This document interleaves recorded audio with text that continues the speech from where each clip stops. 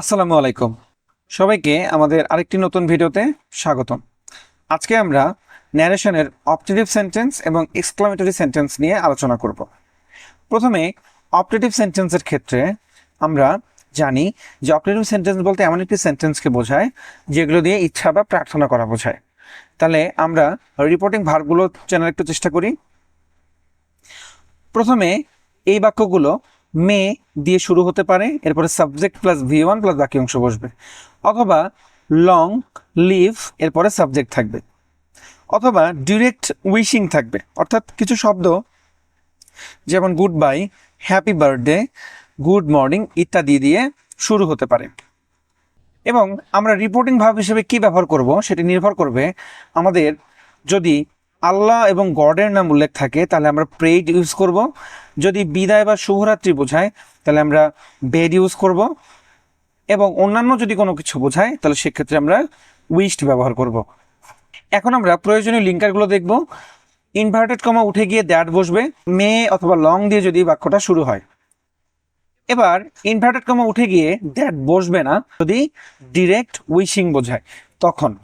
তাহলে দেখো আমরা একবার দ্যাট বসাবো যদি বাক্যে মে এবং লং থাকে, আর দ্যাট বসাবো না যদি সেটা ডিরেক্ট কোনো উইশিং হয়। তাহলে আমরা যদি এক্সাম্পলে দেখি, রিফাত সেইড টু দিন ইসলাম, রিফাত দিন ইসলামকে বলল মে আল্লাহ গিভ ইউ হিউজ প্রপার্টি। তাহলে দেখো এখানে মে দিয়ে শুরু হয়েছে, তাহলে আমরা জানি মে এবং লং থাকলে দ্যাট বসবে।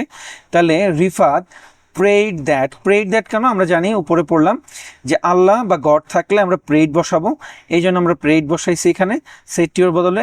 তাহলে রিফাত প্রেইড দ্যাট আল্লাহ, মেয়ের বদলে এখানে বসবে মাইট, এবং গিভ বসলো, এরপরে ইউ দেখো সেকেন্ড পার্সন, তাহলে সেকেন্ড পার্সন আমরা জানি অবজেক্টকে ধরে, তাহলে দিন ইসলামকে ধরবে। দিনের সাবজেক্টিভ ফর্ম হচ্ছে হি, এবং আমরা যেহেতু অবজেক্টিভ ফর্ম এখানে ব্যবহার করেছি তাহলে এখানে এই জন্য হবে হিম, বাকি অংশটুকু ঠিকই থাকবে হিউজ প্রপার্টি। পরের এক্সাম্পলে যদি আমরা দেখি, সাবা টোল্ড নাদিয়া গুড নাইট, দেখো এখানে কিন্তু ডিরেক্ট উইশিং বোঝাচ্ছে, অর্থাৎ উইশ করা বোঝাচ্ছে। তাহলে আমরা জানি উইশ করা বোঝালে সাবা ব্যাড নাদিয়া গুড নাইট, তাহলে এক্ষেত্রে আমাদের দ্যাট বসে না। He told Tanha happy birthday, তাহলে দেখো এখানে আমরা সরাসরি যেহেতু কাউকে আমরা উইশ করতেছি তাহলে আমরা এখানে উইশ ব্যবহার করেছি, এই জন্য হি উইশড তানহা হ্যাপি বার্থডে, এবং এখানে কোনো দ্যাট ব্যবহার করা হয়নি।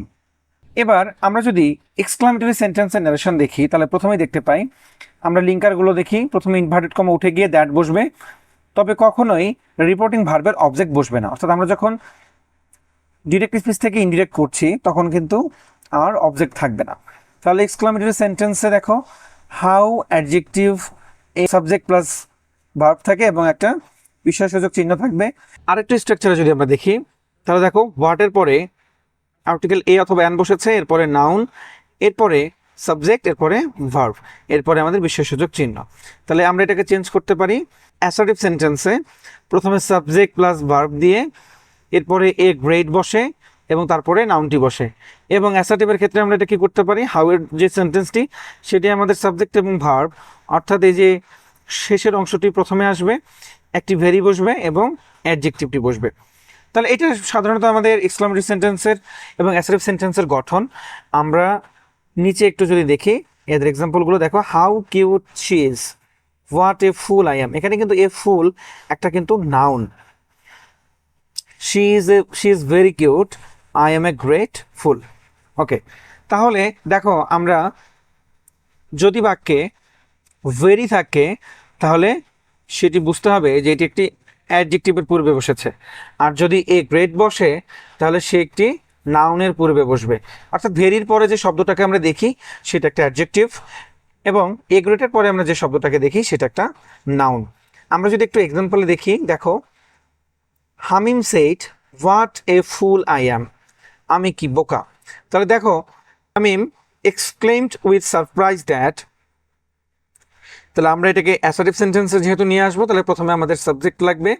তাহলে দেখো এখানে সাবজেক্ট এবং ভার্ব কি ছিল, আই অ্যাম ছিল, তাহলে সাবজেক্ট ফার্স্ট পারসন সে হামিমকে ধরবে, তাহলে এই জন্য এখানে হামিমের সাবজেক্টিভ ফর্ম হি, এই জন্য হি হয়েছে। আমরা জানি অ্যাম ইজার থাকলে ওয়াজ আর বসে, এই জন্য ওয়াজ হবে।